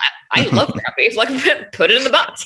But yeah, and so it's like the more that you can do things like that, I think the more people will also have like perceived, not even just perceived, it's true, like that you feel good, like when you feel like you've won something or like got something for free. Right. I like it. So maybe not a discount, but something like value additive that produces urgency. Is there, so we have 5 emails now: welcome, escalate, social proof, AppSumo case study, sneak peek, value add into the course itself, and then the value add / urgency play. Is there something after that? It seems like if they don't go with that, then it's like probably not interested. Maybe like one last final reminder or something like that. What's kind of next? I mean, yeah, I think you could also then just go into, if they're not interested in the course, that doesn't necessarily mean they're not going to be interested in the consulting, right? So I think like I would do maybe one of your like stronger sales pitches for actually working with us, working with you. Yeah, I mean, and also by the way, just like a note about lead nurturing is like, once they become a customer, like you don't have to keep doing these things. Like at that point, no, we would set an exclusionary list of like anybody who's currently a client, anybody who's currently a course customer. Yes. We take them off of this list for sure. Yes, exactly. So like the conversion, and then you can also, what you could do is, let's say they don't engage. Like, let's say they started engaging in the beginning and they kind of drop off.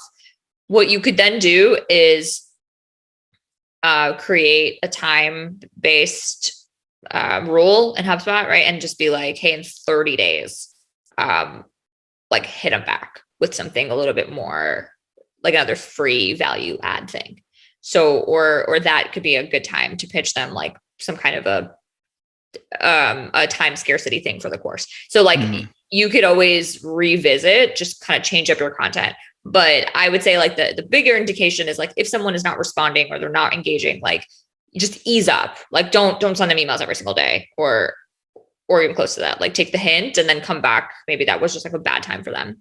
Okay, cool. So I added that in. I'm creating a list here, like I said. So I've got number 1, welcome email. Yep. Number 2, escalate. Number 3, social proof.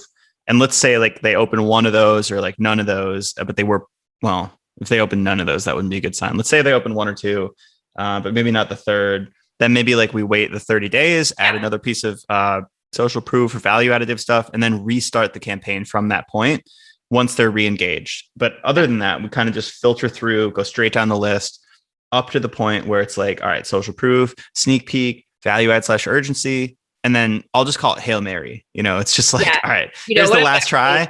And then if they don't sign up, then they're just on the email list and whatever. That's cool.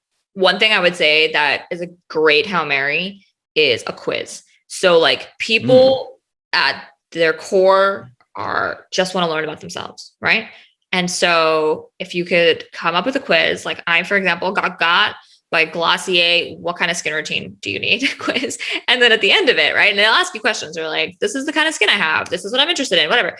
And then they'll be like, they'll make recommendations based on what you're saying you want. So what you could do is also like have different varying stages and like the answer to the quiz. It could be, hey, you need to learn a little bit more before you can work with us. Like they're not said like that, but more like, hey, you're a novice in this. Here's some free resources. Or, hey, like you're a good fit for this course and here you can learn about the course. And then or you could be like, you're ready to jump right in. And one of the questions could be, like, how much are you currently paying for content marketing, or how much what budget do you have? And then that could also be a qualifier for you. But the more that you can make it fun and like have people kind of learn about themselves and their own knowledge, it could even be like a knowledge-based quiz where it's like, how proficient are you in content marketing? And then that way you're kind of like, you're just curious, but at the end of it, you can make recommendations to kind of send them down different paths. But I think that if somebody stopped engaging, the one thing that I would do is make it about them, like turn the focus back on them. Okay. I think we've covered the core nurturing sequence to the sales pitch. I have another question that's somewhat related. Okay. So on part one, we kind of left off and I was alluding to this email course that I had written up. So I basically took the first couple lessons from the full course and truncated them into like 6 or 7 email course things where it takes a lot of the same text content, less of the video, strips out a lot of the examples, and basically just gives you the core fundamentals to get you to the point where you can build a content roadmap report. So it's just like a no frills version. It's way smaller. Obviously, we have 12 hours of content and the 11 hours and 59 minutes of content in the course itself, right? The very specific number. So it's not quite like that, but I was going to offer it for free. It's just like a lead magnet. And I don't know. So I have 2 questions here. If I offer it for free and I have 6 or 7 emails that are like value additive and like they signed up for the email course, can I just launch into a sales pitch right after that, assuming that they're, already interested in the course itself since they signed up for an email course on the same topic? Or... Yeah, I would make that. I would do this the same thing with the footer. Like I would just keep the agency link there, or keep the course link. Like want more. Okay. And because someone signed up for like a free course doesn't mean that they're like necessarily interested in paying $1,000 for a course. That's true. Well, let me interrupt then and say, what if we charge for it? Like it's still super valuable. Like what if we charged $49 or something like that for like the miniature version of the email course? Well, why not just have a premium newsletter at that point? Because a premium newsletter really means that we have to spend a lot of time and energy like updating it. Like it's probably going to be daily, if not or weekly, if not daily. I don't know. A premium newsletter is like a new business. Like that's a whole new business model. Yeah, but this is like what you're paying. I don't know. This is a product. It's an info product in the same way that the course is. It's already created and we would just set it up on an auto sequence and it gives, a tenth of the value of the course. It's not as robust. There's not quizzes. There's not, video modules, but like, if you really just want to like quickly learn how to create a content roadmap report, like we'll give the spreadsheets and stuff like that, where you can take the templates and plug and play. I think it's probably worth some money, but also we're probably going to like get a higher overall ceiling, like a more like leads if we actually like make it free versus like kind of a paid thing. I don't know. This is like a random idea I came up with last time when we talked about like how the course is still pretty expensive as sort of a tripwire, as sort of a first, paid offer. Yeah, I think that the email course, like the goal of that, right? Like signing up for a free course, like one, I think, have you heard of Email Mastery? Do you know them? No.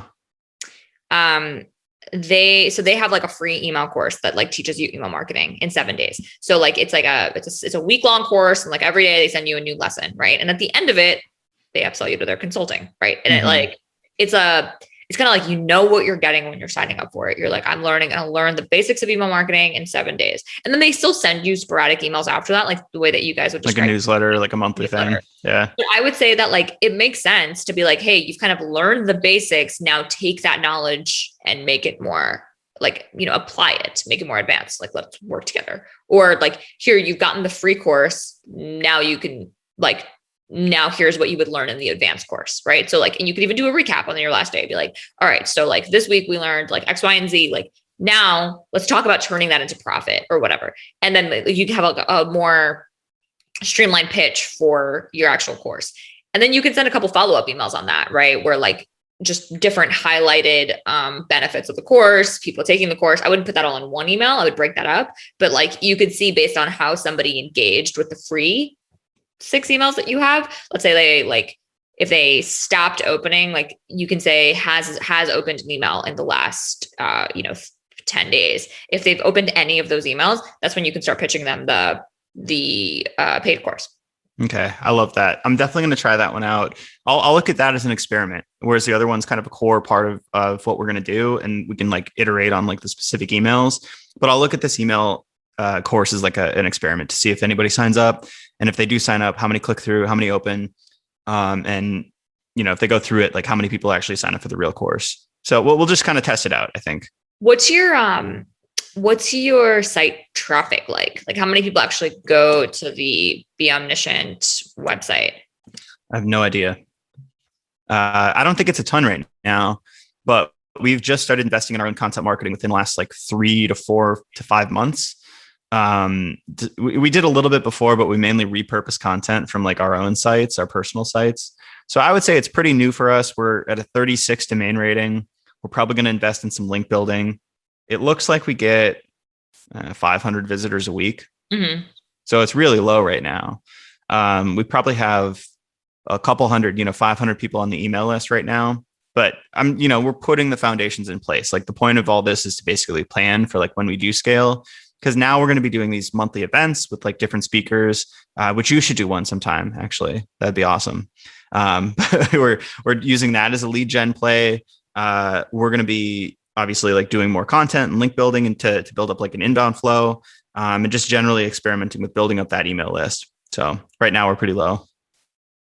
Yeah, I was just thinking like, is there, let's see, because right now your like main CTA on Omniscient is the free strategy call. I'm just wondering like how many people would be interested in signing up for something more like passive, like a free email course, like a free email marketing, rather content marketing, like course via email. So yeah. I think that could be an experimental way to try the like, or just, having a pop-up that. Yeah. I was going to say like a pop-up may be better, something less upfront. Cause I don't want to, a lot of the course creators that are specifically course creators, like the Ramit Sadis and Brian Deans, they don't even have like their pricing or the products on the website.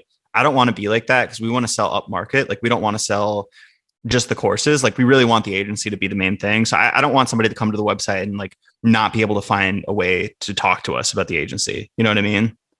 Yes. Because most people who are going to be like, most of our traffic is direct. Most people are probably coming because they got referred or because like they've seen us on Twitter, or, like whatever, they know like the founders and like they are probably looking at the agency.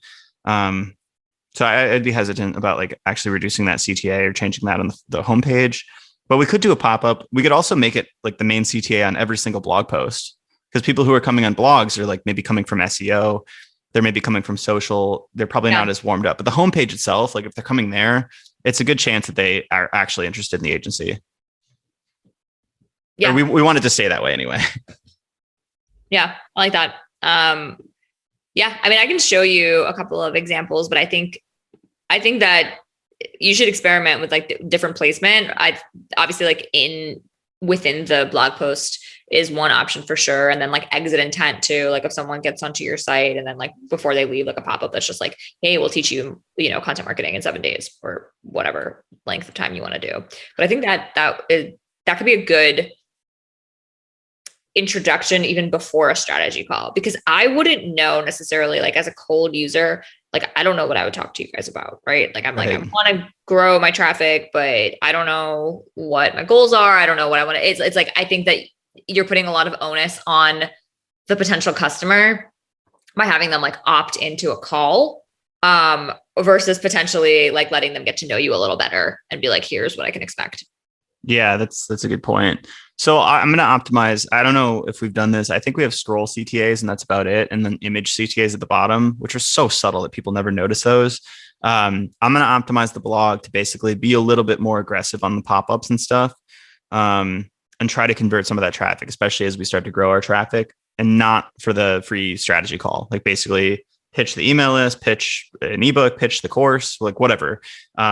Pitch something like a small value additive thing for people who are coming in just through the content and don't actually know that we're an agency yet.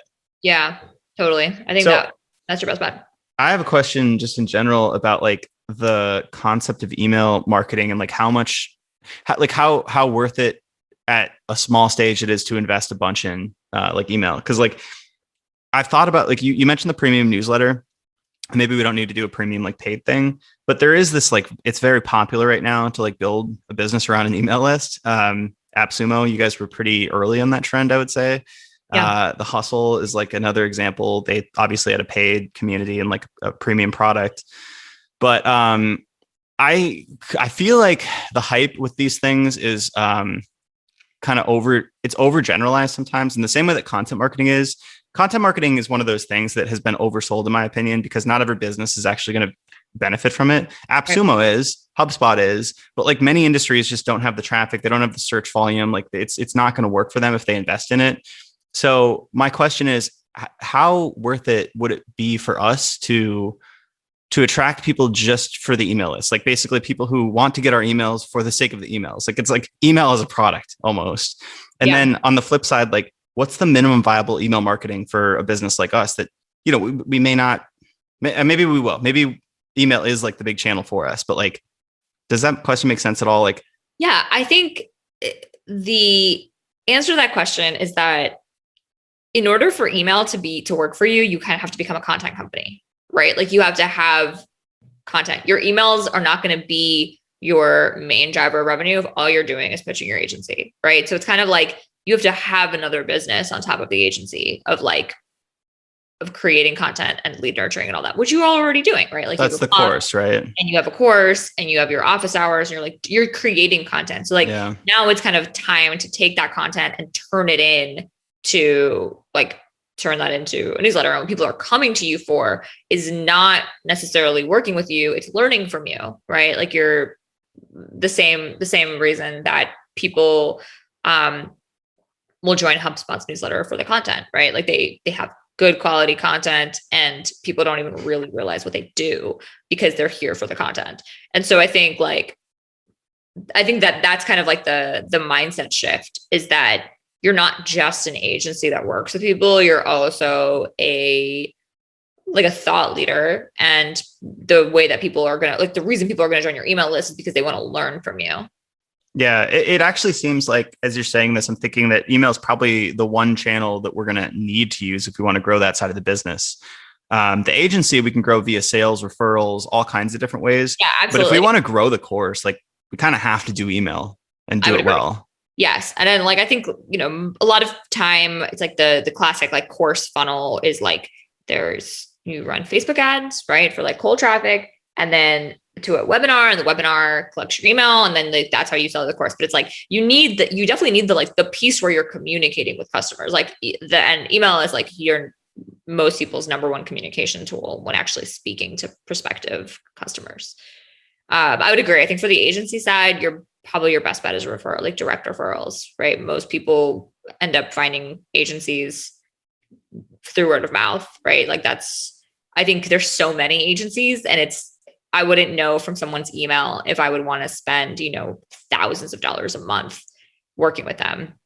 I think we may trickle some clients in, but it's not something we can actively pursue via that kind of content to email to course flow. It's maybe 1 out of 100 people that goes through that. They're oh, actually my business could really benefit from this. So I'm going to tell my boss that, hey, Omniscient does this. We should just contract these guys. They seem great. Yeah. But it's that shouldn't be the active goal there. So I'm almost looking at this from a marketing standpoint, and the person who's looking at after sales and marketing, I'm looking at these kind of separately, the agency and the course and the content funnel versus the services funnel, right? They're almost two separate sides of the business. I agree. Obviously they relate, they both kind of coincide, right? Yep. But it seems looking at them separately is the way to go. 100%. And you're already doing it, right? I think that's the important piece, is that you're already creating content. And so this is really more of an engine of communicating directly with people rather than repurposing that content into communication. Yeah. I do think it would be sick to build out a not passive business, obviously, but we have the services side, and that's very successful, but it is a goal of mine to build out kind of more education materials, more of the course products. I think doing that, it showed me how possible it is. Because it was the start of the pandemic when we built that course. We're all right, we're just sitting at home, we don't have any happy hours. Let's just put this out there. Let's just get down and see how hard it is to create a course. It's if you had never written a book before, I'm sure it's a really hard process, but after you write the first one, you're oh, okay, I can write a book. So now I'm thinking, all right, we can do courses. and we can sell them. So it is an aspiration of mine to build that into a bigger business than it is right now. Well, I mean, it scales way easier than your consulting does, right? Like there's no real limit to how many people can buy your course. And like, there's, a lot of like good courses will have a community component to it, which that is something that you would need to think about scaling, but like it's a much more scalable model. And I think that, like, that's also the benefit of an email list is that like, every time you release something new, you already have a list of people that you can blast. Right. So like anyone who purchases your course in AppSumo, for example, like you're going to get their email through Teachable. And then like, now, whenever you make a new course, you have customers that are already kind of like who know who you are, and like you can upsell them directly as opposed to starting from scratch each time. I love it. And you can help people with their email marketing, I'm assuming. Sure can. If you want to reach out to me, my email is Ilona Abramova @gmail.com. But yeah, I'm happy to talk through anyone's email strategy too, if they have questions. And we'll put that in the show notes, all your email and your contact info and stuff if you want, or maybe not your email. I don't know. Yeah, we should take that out. I honestly was like, my last name is really complicated. Again, off the record. This is the best thing ever, basically. So my name is Ilona Abramova, but when I made the email, that was taken. So I was like, okay, my name ends in an A. My last name starts in an A. I'll just blend them. So it's Ilona Abramova. But what happens is people think I just misspell my email all the time. And so they email Ilona Abramova @gmail.com. And that girl fucking hates me. That girl sends me emails all the time being like, why would you make this your email? I see what you did. Yeah. You combine the A as like an anchor to both sides. An anchor to both sides because it wasn't available. And she was like so mad at me for doing this because she's like, I get all of your medical information. I get like your email. She knows everything about me. She could steal my identity today if she wanted to. Wait, so can we keep this part? That's kind of interesting. I don't know. Sure. That poor girl. I hope she doesn't listen to this because she is not a fan of mine. Nah, like 50 people listen to this, so we're good. It would be really crazy if she was one of them though. That would be crazy. She's like following all the content that you put out just to kind of keep tabs on you. Yeah, she's building up. She's one day going to kill me. And this is just, part of the Grow Master plan. But I'm actually thinking about creating a course too. So this is a timely conversation. I think a lot of people have questions about, people think that email marketing is just so like, I think elusive, right? Like people think that there's like this magic to it. And I think it's probably similar to content marketing where there's kind of like heuristics and rules of thumb and like just, simple rules of engagement. And a lot of it is pretty like not earth shattering. A lot of it's pretty basic stuff. It's just like, hey, you're talking to a person. How would you like to be spoken to?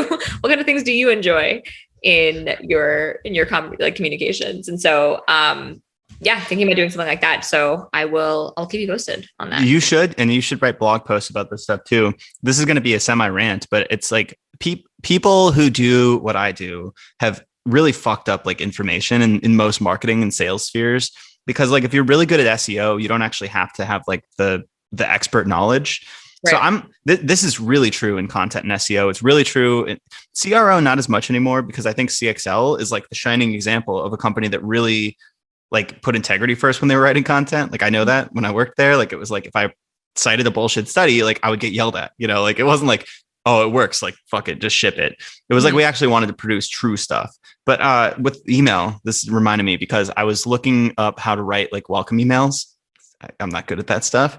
And every article was horrible. Like it was like, it spent 1,000 words being like, here's why email marketing is important. Did you know that for every dollar spent, $90 ROI, blah, blah, blah. I'm like, no. Show me how to write a welcome email from somebody who's done it. That's all I want. There's no good information. And that's why people are so confused by content marketing. That's why they're so confused by email marketing and all this stuff.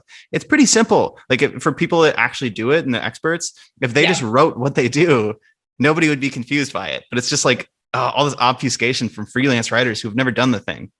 I couldn't agree more. And that's honestly why I was like pretty anti SEO for a long time. Like I didn't want to, it's been a godsend for us. And like, I obviously am converted, but it's like for a long time, I just didn't want to have articles that said nothing. Like I've been on so many email lists. Like I used to love this one email list called Well and Good, which is like a wellness email list, right? And sometimes they'll be like, the surprising ingredient in deodorant that whatever. And it's just like, you click on that article and then they don't really even tell you. Like at the end of it, they're just like, yeah, doctors still aren't sure. Anyway, like it just feels like, well, why am I here? It's like eventually people catch on and they're like, well, I don't want to just get and got all the time. I actually want to learn things. And you don't build a brand that way. You can't like build a sustainable following that way. You're going to get a lot of first time beginner readers who are like, oh, I'm interested in learning about email. So like, I might as well sign up for this pop-up where I can learn about email.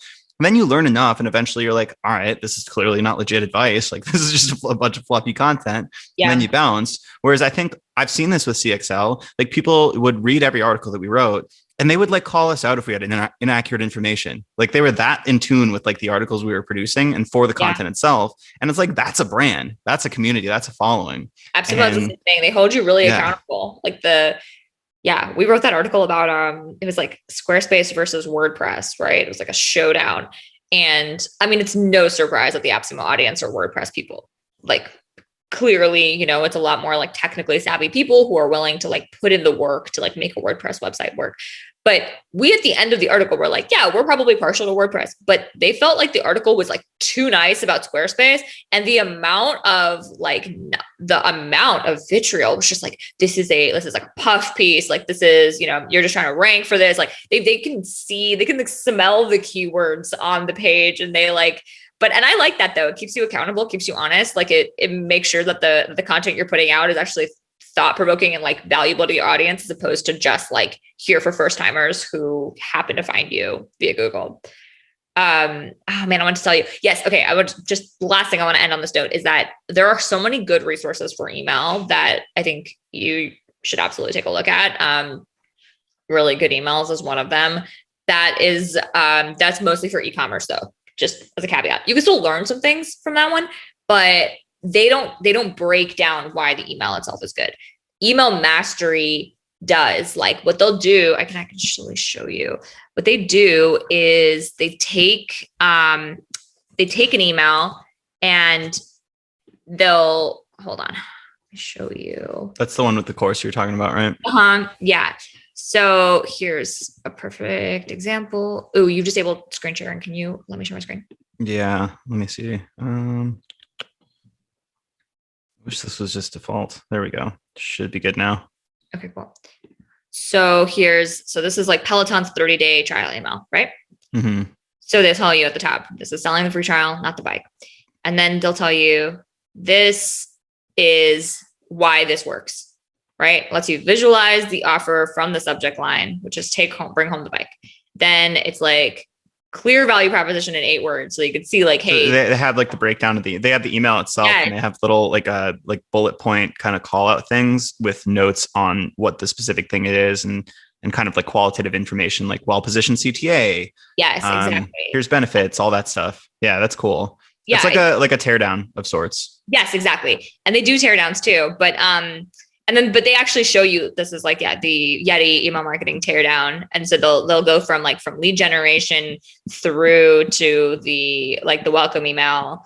I want to start doing this kind of content with our agency. This has been on our backlog for so long. It's so time consuming to do stuff like this.